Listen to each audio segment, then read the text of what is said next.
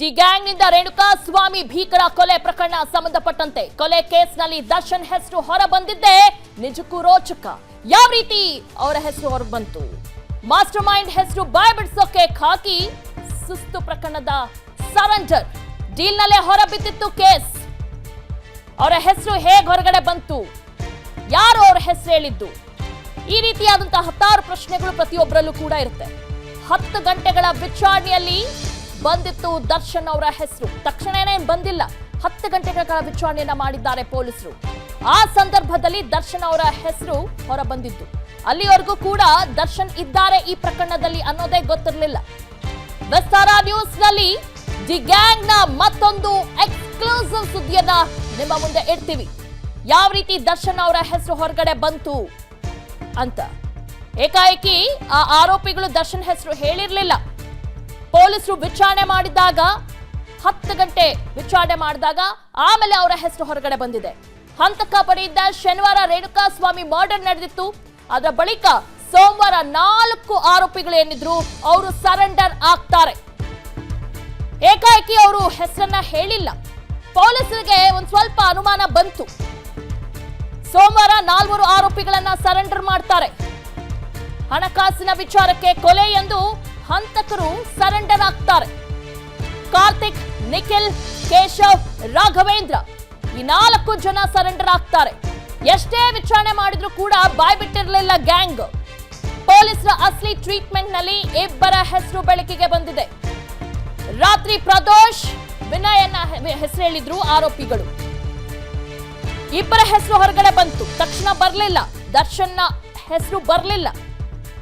ಅವ್ರನ್ನ ವಿಚಾರಣೆ ಮಾಡಿದಾಗ ಪೊಲೀಸರಿಗೆ ಒಂದ್ ಸ್ವಲ್ಪ ಡೌಟ್ ಬಂತು. ಇವ್ರು ಏನೋ ಮುಚ್ಚಿಡ್ತಿದ್ದಾರೆ ಅಂತ.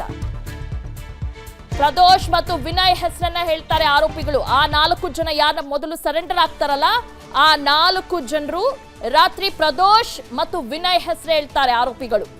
ತಕ್ಷಣ ಇವರಿಬ್ಬರ ಹೆಸರನ್ನು ಕೂಡ ಹೇಳಿರ್ಲಿಲ್ಲ. ವಿಚಾರಣೆ ಮಾಡ್ತಾರೆ, ಅದಾದ ನಂತರ ಇವ್ರ ಹೆಸರನ್ನ ಹೇಳ್ತಾರೆ. ತನಿಖೆ ವೇಳೆ ಖಾಕಿ ಖೆಡ್ಡಾಗೆ ಬಿದ್ದಿದ್ದು ವಿನಯ್ ಮತ್ತು ಪ್ರದೋಷ್. ಆರಂಭದಲ್ಲಿ ಶರಣಾದವರು ಗೊತ್ತಿಲ್ಲ ಅಂದಿದ್ದ ಇಬ್ರು ವಿಚಾರಣೆ ವೇಳೆ ದರ್ಶನ್ ಹೆಸರನ್ನ ಬಾಯ್ ಬಿಟ್ಟಿರ್ಲಿಲ್ಲ ಆರೋಪಿಗಳು.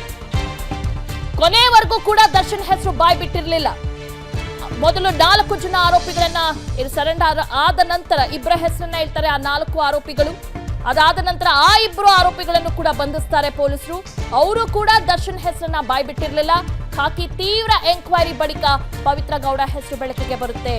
ತನಿಖೆಯಲ್ಲಿ ಚಾಟ್, ಕಾಲ್ ಡೀಟೇಲ್ಸ್ ಅನ್ನ ಪೊಲೀಸರು ತನಿಖೆ ಮಾಡೋಕೆ ಶುರು ಮಾಡ್ತಾರೆ.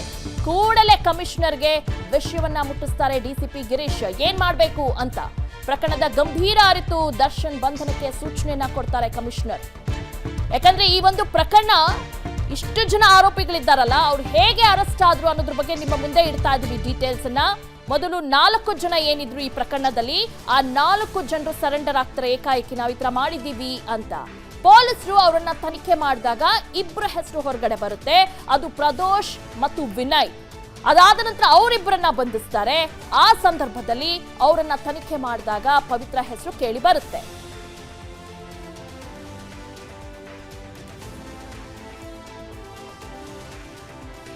ಓಕೆ, ಎಲ್ಲಾದ್ರ ಬಗ್ಗೆ ಡೀಟೇಲ್ಸ್ ಅನ್ನ ನೀಡ್ತಾರೆ ನಮ್ಮ crime bureau head SK Manjunath, ನಿಜಕ್ಕೂ ಇಷ್ಟು ಜನ ಆರೋಪಿಗಳು ಈ ಒಂದು ಪ್ರಕರಣದಲ್ಲಿ ಇದ್ದಾಗಲೇ ಒಂದ್ ರೀತಿ ಡೌಟ್ ಬಂತು, ಹೇಗಪ್ಪ ಅಂತ. ಆ ಆರೋಪಿಗಳು ಖತರ್ನಾಕ್ ಪ್ಲಾನ್ ಮಾಡಿದ್ರು. ಕೊನೆವರೆಗೂ ಕೂಡ ದರ್ಶನ್ ಹೆಸರು ಎಲ್ಲೂ ಕೂಡ ಬಾಯ್ ಬಿಡ್ಲಿಲ್ಲ. ಯಾವಾಗ ಪ್ರದೋಷ್ ಮತ್ತು ವಿನಯನ್ನ ಅರೆಸ್ಟ್ ಮಾಡ್ತಾರೋ ಪವಿತ್ರ ಹೆಸರು ಹೊರಗಡೆ ಬರುತ್ತೆ ಹೊರತು ದರ್ಶನ್ ಅವರ ಹೆಸರು ಬಂದಿಲ್ಲ. ಕಾಲ್ ಡೀಟೇಲ್ಸ್ ಚೆಕ್ ಮಾಡಿದಾಗ ಆಮೇಲೆ ಗೊತ್ತಾಗುತ್ತೆ. ನಿಜಕ್ಕೂ ಇದೆಲ್ಲವೂ ಕೂಡ ಯಾವ ರೀತಿ ಪ್ಲಾನ್ ಮಾಡಿದ್ದಾರೆ ಅನ್ನೋದು ಗೊತ್ತಾಗುತ್ತೆ ಒಂದು.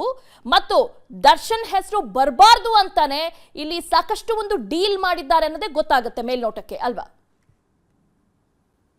ಖಂಡಿತ ದಿವ್ಯ, ಇಲ್ಲಿ ನಾವು ನೋಡ್ಬೋದು ರೇಣುಕಾಸ್ವಾಮಿ ಕೊಲೆ ಪ್ರಕರಣದಲ್ಲಿ ಏಕಾಏಕಿ ಒಬ್ಬ ಸೆಲೆಬ್ರಿಟಿಯನ್ನ ಬಂಧಿಸ್ತಾರೆ ಅನ್ನೋದಾದ್ರೆ ಪೊಲೀಸರು ಯಾವುದೇ ದಾಖಲೆಗಳನ್ನ ಇಟ್ಕೊಳ್ಳದೆ ಅಥವಾ ಈ ಪ್ರಕರಣದಲ್ಲಿ ದರ್ಶನ್ ಭಾಗಿಯಾಗಿದ್ದಾರೆ ಅನ್ನೋದನ್ನ ಖಚಿತಪಡಿಸ್ಕೊಳ್ಳದೆ ಅದನ್ನ ಟಚ್ ಮಾಡೋದು ಸಹ ಪೊಲೀಸರಿಗೆ ಒಂದು ರೀತಿ ಸವಾಲಾಗಿತ್ತು.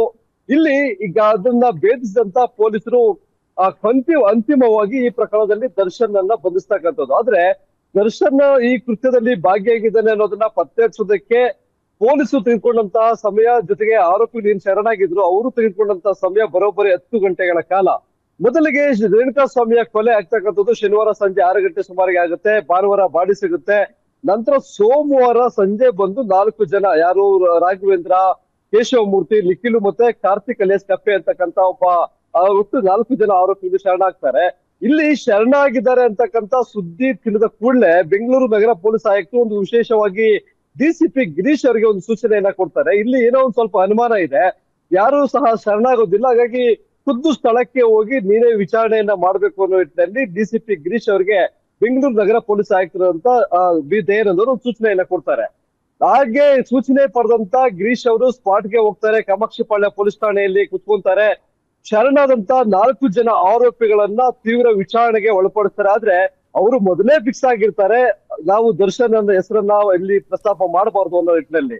ಅದಾದ ಬಳಿಕ ಅವರನ್ನ ಪೊಲೀಸರು ತಮ್ಮದೇ ಆದಂತ ಸ್ಟೈಲ್ ಅಲ್ಲಿ ವಿಚಾರಣೆ ಮಾಡಿದಾಗ ಮಧ್ಯರಾತ್ರಿ 12-1 ಗಂಟೆ ಸುಮಾರಿಗೆ ಇಬ್ಬರು ಹೆಸರುಗಳನ್ನ, ಅದು ಪ್ರದೋಷ್ ಮತ್ತೆ ವಿನಯ್ ಹೆಸರನ್ನ ಹೇಳ್ತಾರೆ. ಅವರನ್ನ ಕ್ವಿಕ್ ಆಗಿ 1 ಗಂಟೆಗಳ ಅವಧಿಯಲ್ಲಿ ಅವರನ್ನು ಸಹ ಬಂಧಿಸ್ತಾರೆ. ಅವರನ್ನ ವಿಚಾರಣೆ ಮಾಡಿದಾಗ ಬೆಳಗಿನ ಜಾವ 4 ಗಂಟೆಗೆ ಈ ಇಬ್ಬರು ಆರೋಪಿಗಳು, ಯಾರು ಪ್ರದೋಷ್ ಮತ್ತೆ ವಿನಯ್, ಪವಿತ್ರ ಗೌಡ ಹೆಸರನ್ನ ಪ್ರಸ್ತಾಪ ಮಾಡ್ತಾರೆ. ಪವಿತ್ರ ಗೌಡ ಹೆಸರನ್ನ ಪ್ರಸ್ತಾಪ ಮಾಡಿದಾಗ ಪೊಲೀಸರು ಆಕೆ ಯಾರು, ಆಕೆ ಹಿನ್ನೆಲೆ ಏನು ಅನ್ನೋದೆಲ್ಲವನ್ನ ಪರಿಶೀಲನೆ ಮಾಡ್ತಾರೆ. ಜೊತೆಗೆ ಆಕೆಯ ಕಾಲ್ ಡೀಟೇಲ್ಸ್ ಅನ್ನ ಚೆಕ್ ಮಾಡಿದಾಗ ಅದರಲ್ಲಿ ದರ್ಶನ್ ನಂಬರ್ ಸಹ ಇರುತ್ತೆ.